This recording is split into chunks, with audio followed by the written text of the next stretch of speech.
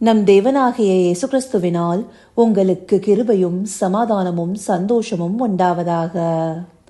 நேற்றைக்கு நாம பார்த்த பகுதியோட தொடர்ச்சியை தான் இன்றைக்கும் பார்க்க போறோம். நேற்றைக்கு ஒரு தலைப்பின் கீழாக வேத பகுதிகளை பார்த்தோம் இல்லையா? அழைக்கப்பட்டவுடைய சீஷனா இருக்கோமா அல்லது அனுப்பப்பட்டவுடைய சீஷனா இருக்கோமாங்கிறத விரிவாக பார்த்தோம். அந்த பகுதியில நாம ஒரு முக்கியமான வசனத்தை பார்த்தோம்.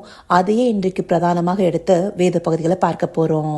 அந்த வேத பகுதியானது மத்தேயு 23வது அதிகாரம் வசனம் 8 மற்றும் 10. Matthew chapter 23 verse 8 and 10.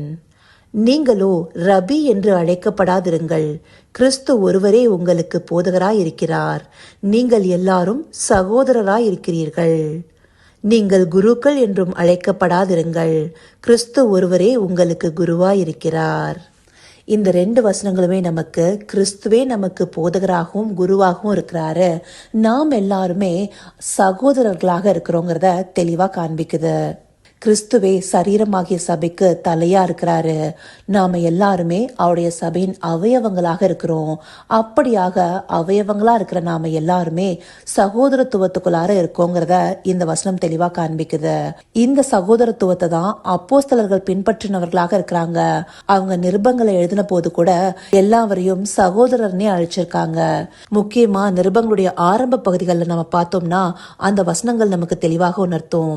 கலாத்தியர் 1வது 2வது வசனத்துல என்னுடனே கூட இருக்கிற சகோதரர் எல்லாம்னு பவுலடியார் தன்னோடு கூட இருக்கிற ஊழியக்காரர்களை சொல்லியிருப்பாரு. அதே போல தெஸ்லோனிக்கேயருக்கு எழுதின நிருபம் 1வது வசனத்துல பார்த்தோம்னா தேவனுக்கு பிரியமான சகோதரர்னு சொல்லி எழுதியிருப்பாரு. அப்படி எல்லாவரையும் சகோதரர்னே அழைக்கிறத அங்க பார்க்க முடியுது. அங்க மாத்திரம் இல்ல, யாக்கோபு எழுதின நிருபத்துல 1வது வசனத்துல பார்த்தோம்னா என் சகோதரரே நீங்கள் பலவிதமான சோதனைகளில் அகப்படும் போதுன்னு சொல்லியிருப்பாங்க. இப்படியாக சகோதரத்துவத்தையே அவங்க பின்பற்றினவர்களாக இருக்கிறாங்க. தங்களையும் எந்த ஒரு பெயரிலும் அழைக்கப்படும்படியாக அவங்க வலியுறுத்தல. இந்தபடியாக நாம் எல்லாருமே சகோதரத்துவத்துக்குள்ளாரியே இருக்கோங்கிறத இந்த வசனங்கள் எல்லாமே காண்பிக்குது. இப்படியாக கிறிஸ்து தன்னையே போதகர்னு குருன்னு சொல்லணும், மற்றவர்களை அந்தபடி அழைக்காதீங்கன்னு எதனால சொல்லணும்? இங்கே அவர் சொன்ன வார்த்தைகளின் அர்த்தம் இவர்கள் எல்லாரையும் அந்த பெயர்னாலேயோ அந்த அடையாளத்தினாலேயோ அழைக்காதீங்கிறது மாத்திரம் இல்ல, அந்தபடி போதகமோ பிரசங்கமோ செய்யறவங்களுடைய வார்த்தைகளை நாம கேட்டு பெற்றுக்கொண்டு அதை கை கொள்ளலாம். அவங்கள பின்பற்றி அவங்களுடைய வழிகளின் பின்னால போகக்கூடாது. நேற்றைய தினத்திலே நாம பார்த்தபடி மனுஷர்கள் யாருமே முற்றிலும் பூர்ணமாக இருக்க முடியாது. அவங்க எவ்வளவு தேர்ந்தவர்களாக இருந்தாலும் ஏதாவது ஒரு சின்ன குற்றத்தில் அகப்படும் போது அவங்கள பின்பற்றுகிறவங்க பின்மாற்றம் அடையக்கூடிய வாய்ப்பு இருக்கு. அப்படியாக ஒருவரும் பின்மாற்றம் அடையக்கூடாதுங்கிறத தேவன் மையப்படுத்துறாரு. அதனாலேயே போதிக்கிறவங்களையோ வார்த்தைகளை வெளிப்படுத்துறவங்களையோ போதகர்னோ குருனோ அழைக்காதீங்கன்னு சொல்றாரு. நாம இந்த நாட்கள்ல வெவ்வேறு ஊழியம் செய்கிறவங்கள அந்த ஊழியத்துக்கு தகுந்த மாதிரி அவங்கள பேர் சொல்லி அழைக்கிறவர்களாக இருக்கிறோம். பாஸ்டர்ஸ்னோ, ப்ராஃபெட்ஸ்னோ, இவாஞ்சலிஸ்ட்னோ, இப்படி எந்த பேர்னாலும் அவங்கள அழைத்தாலும் அவங்களுடைய வழிகளை நம்ம பின்பற்றக்கூடாது. அவங்க நமக்கு கற்றுக் கொடுக்கிற காரியத்தையே பின்பற்றணுங்கிறத நம்ம தெளிவா புரிஞ்சுக்கணும்.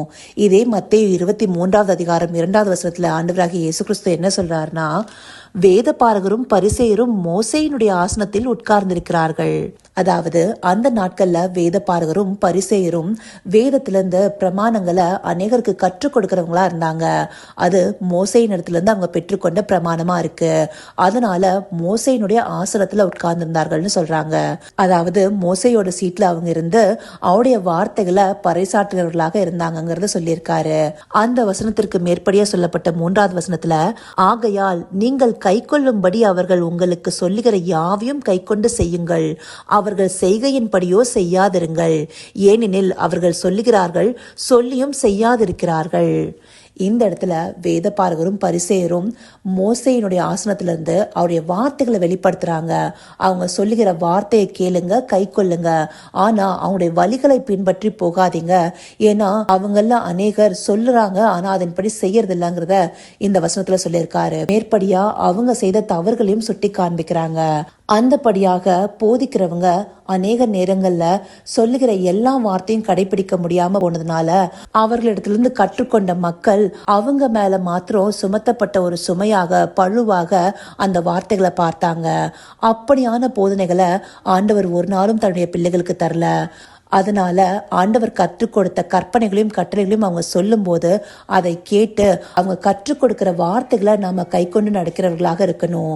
அந்த நாட்கள்ல பரிசுத்த ஆவியானவர் அவங்களோடு கூட இருந்து எல்லாத்துக்கும் வழிநடத்தல. நமக்கோ பரிசுத்த ஆவியானவர் கொடுக்கப்பட்டிருக்காரு. நாம கிறிஸ்துவை நம்முடைய போதகராகவும் குருவாகவும் கொண்டு அவர் நமக்கு தந்தருள்ள வார்த்தைகளை இன்னொருத்தர் போதிக்கும் போது கற்றுக்கொண்டு நாமும் பரிசுத்த ஆவியானவர் துணை கொண்டு அந்த வார்த்தைகளை தியானித்து அறிந்து கொண்டோமே ஆனால் கிறிஸ்துவை மாத்திரமே பின்பற்றுகிறவர்களாக இருப்போம். இந்தப்படியான ஊழியர்களுக்கு பின் சென்று அவங்க ஏதாவது காரியத்துல இடறி விடும் போது நாம பின்மாற்றம் அடைகிறவர்களாக காணப்பட மாட்டோம். அப்ப நம்முடைய முழுமையான நம்பிக்கை யார் பேர்ல இருக்கணும்? கிறிஸ்துவின் பேர்ல, அனுப்பப்பட்டவருடைய பேர்ல இருக்கணும். அதனாலதான் அனுப்பப்பட்டவருடைய சீஷனாக நாம இருக்கணுங்கிறத இந்த வார்த்தைகள் மூலமா தேவன் தெளிவாக காண்பிக்கிறாரு. இதை அறிந்து கொண்டு நாம கிறிஸ்துவையே போதகராக குருவாக பின்பற்றி அவருடைய வார்த்தைகளை கைக்கொள்பவர்களாக இருக்க அவரை நோக்கி பார்ப்போமா? கர்த்தாவே, தேவாதி தேவனே, உமக்கே இந்த வேளையில் நன்றி செலுத்துகிறோம் ராஜா. அப்பா, உண்மையே போதகராகவும் குருவாகவும் நாங்கள் எல்லா விதத்திலும் சார்ந்திருப்பவர்களாகவும் இருக்கணுங்கிறத இந்த வார்த்தைகள் மூலமாக காண்பிச்சிருக்கீங்க தகப்பனே. மனிதர்களாகிய எங்களிடத்துல ஏதாவது குறைவு இருக்கலாம். அப்படியாக மனிதர்களை பின்பற்றி அவர்கள் இடறி விழும்போது நாங்கள் பின்மாற்றம் அடைகிறவர்களாக ஒரு நாளும் போகக்கூடாதுங்கிறத தேவரீர் கவனத்தில் கொண்டு எங்களுக்கு இந்த வார்த்தைகளை வெளிப்படுத்துகிற தயவிற்காய் நன்றி செலுத்துகிறோம் ராஜா. இதை உணர்வுள்ள இருதயத்தோடு பார்த்து எந்த நாளும் பூர்ணமா இருக்கிற உண்மையே எங்கள் போதகராகவும் குருவாகவும் உம்முடைய வழிகளில் நடக்கிறவர்களாகவும் எங்களை மாற்றி அருளுங்க தகப்பனே. அதற்கு நீங்க எங்களுக்கு தந்தருளிய பரிசுத்த ஆவியானவரை துணையாளராக கொண்டு வார்த்தைகளின்படி நடப்பதற்கு தேவரீர் எங்களுக்கு தயவு பாட்டுங்க. அப்படியே நீங்க நடத்த போகிற கிருபைக்காய் நன்றி. சகலவித துதி மகிமை கனம் யாவும் ஒருவருக்கே செலுத்துகிறோம். இயேசு கிறிஸ்துவின் மூலமாய் வேண்டிக் கொள்கிறேன் பிதாவே. ஆமேன், ஆமேன்.